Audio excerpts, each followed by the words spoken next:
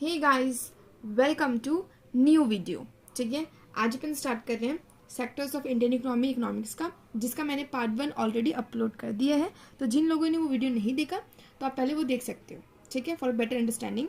So let's begin.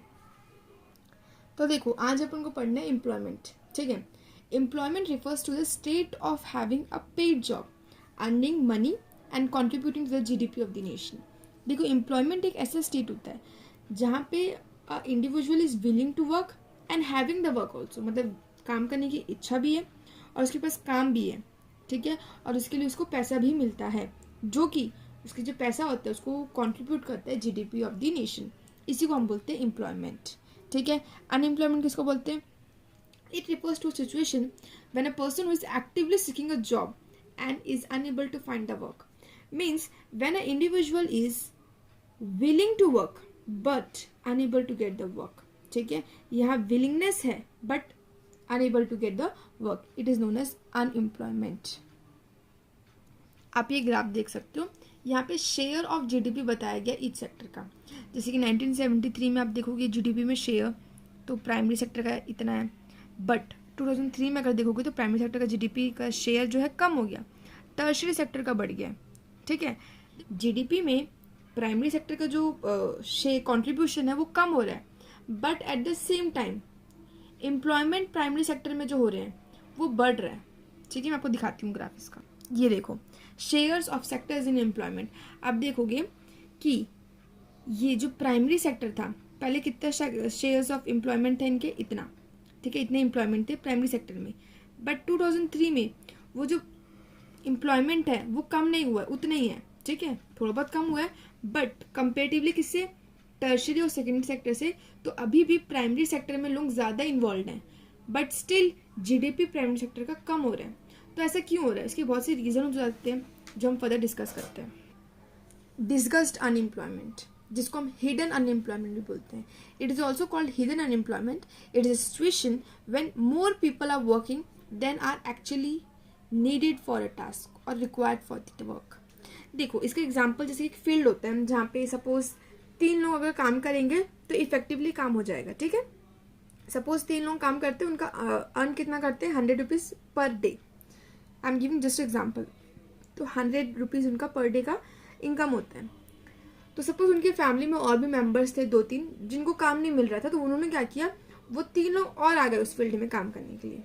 तो वो दिख तो रहा है कि ठीक है 6 लोग उस फील्ड में काम कर रहे हैं, बट स्टिल पर डे की जो उनकी इनकम है कितनी है? 100 ही अभी भी। इट मीन्स वो जो 3 एक्स्ट्रा आए हैं they are called disguised unemployment. Clear? This is also known as hidden unemployment. मतलब दिख नहीं रहा है कि वो अनएम्प्लॉयमेंट है, बट वो अनएम्प्लॉयमेंट रहते हैं। क्लियर? अब हम देखते हैं हाउ टू क्रिएट एम्प्लॉयमेंट, कि गवर्नमेंट क्या कर रही है एम्प्लॉयमेंट जनरेशन के लिए, कैसे एम्प्लॉयमेंट और जनरेट होगा। देखो, focus on bank credits. Focus on bank credits का मतलब होता है कि इजीली अवेलेबल ऑफ लोन्स, ताकि जो जिनको काम करना है उनको लोन ईजिली मिल सके, कम इंटरेस्ट पे मिले, वो सब चीज़ें। जनरेटिंग एम्प्लॉयमेंट, तो गवर्नमेंट को कुछ ऐसे स्कीम्स लाना चाहिए, ऐसे प्रोग्राम्स करना चाहिए ताकि जनरेट कर सके एम्प्लॉयमेंट। ठीक है, then focus on small scale industry, जो अभी अभी जिनका स्टार्टअप हो रहा है उन पे फोकस करना चाहिए, उनको कुछ रिलैक्सेशन देना चाहिए, वो सब चीज़ें। Then improvement in education, health and tourism, तो ये सब चीज़ों का इम्प्रूवमेंट होना चाहिए। स्कूल्स आना चाहिए, लोगों को बेटर फैसिलिटी मिलनी चाहिए हेल्थ पॉइंट ऑफ व्यू से ऑल्सो, एंड एक ऐसा कुछ चीज़ें इंफ्रास्ट्रक्चर बनाना चाहिए जिससे टूरिज्म बढ़े उस एरिया में। तो वो सब चीज़ें हैं। Clear guys? अब हम देखते हैं मनरेगा 2005। देखो, ये बहुत इंपॉर्टेंट है आपके एग्जामिनेशन पॉइंट ऑफ व्यू से।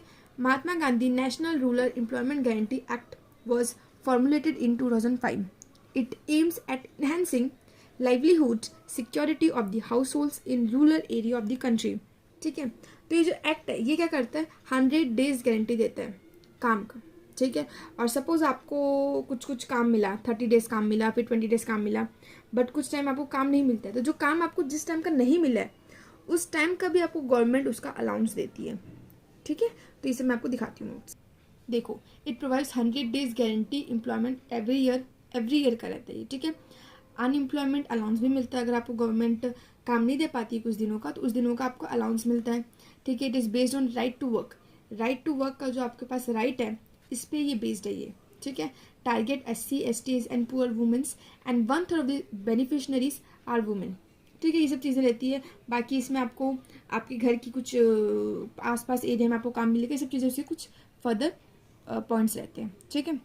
अब हम देखते हैं ऑर्गेनाइज्ड सेक्टर क्या होता है और अनऑर्गेनाइज सेक्टर क्या होता है। देखो मैं इसका आपको बहुत ही ईजी फॉर्म में डिफरेंशिएशन दे देती हूँ, जिससे आपको ईजिली होगा आंसर राइटिंग में। देखो पहला, ऑर्गेनाइज सेक्टर की क्या पॉइंट है, employees work fixed hours every day, और इधर क्या है, वर्किंग आवर्स आर इनरेगुलर। देखो यहाँ पे जो एम्प्लॉयज होते हैं वो फिक्स्ड आवर्स वर्क करते हैं, ठीक है। ये इनके फर्स्ट पॉइंट हो जाता है। Second, salaries are paid regularly, means यहाँ के वर्कर्स को, यहाँ के काम करने वाले लोगों को सैलरी रेगुलरली दिया जाता है, बट अनऑर्गेनाइज सेक्टर में इनरेगुलर सैलरीज होती है। Third point, worker have job security, यहाँ के वर्कर पर सिक्योरिटी होती है उनकी जॉब की, यहाँ पे नहीं होती। Employ receive benefits like PF, pensions etcetera, यहाँ पे सच कुछ बेनिफिट नहीं होता। Fifth point, government rules are strictly follow, जो भी गवर्नमेंट की गाइडलाइंस होती हैं वो सब यहाँ पे स्ट्रिक्टली फॉलो किया जाता है, बट यहाँ पे सच कुछ नहीं होता, ठीक है। तो ये होता है बहुत ही easy points organise sector and unorganise sector का डिफ्रेंसिएशन का। तो हमने देखा कि अनऑर्गेनाइज सेक्टर जो है वहाँ पे जो वर्कर्स के साथ बहुत बुरा बर्ताव किया जाता है ना, उनको सैलरी टाइम पे नहीं मिलती, उनका कोई फिक्स्ड आवर्स नहीं होता, उनको कुछ बेनिफिट्स नहीं मिलते।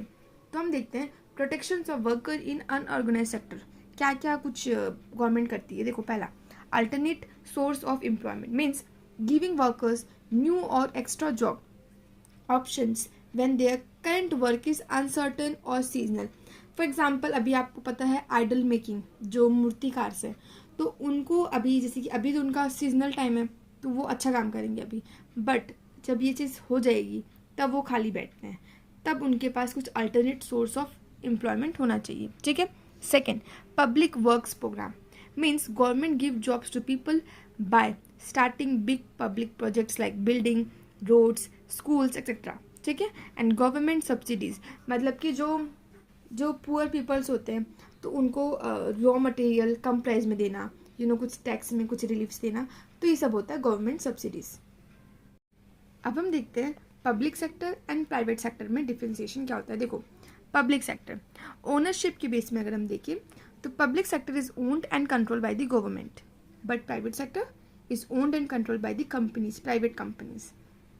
क्लियर।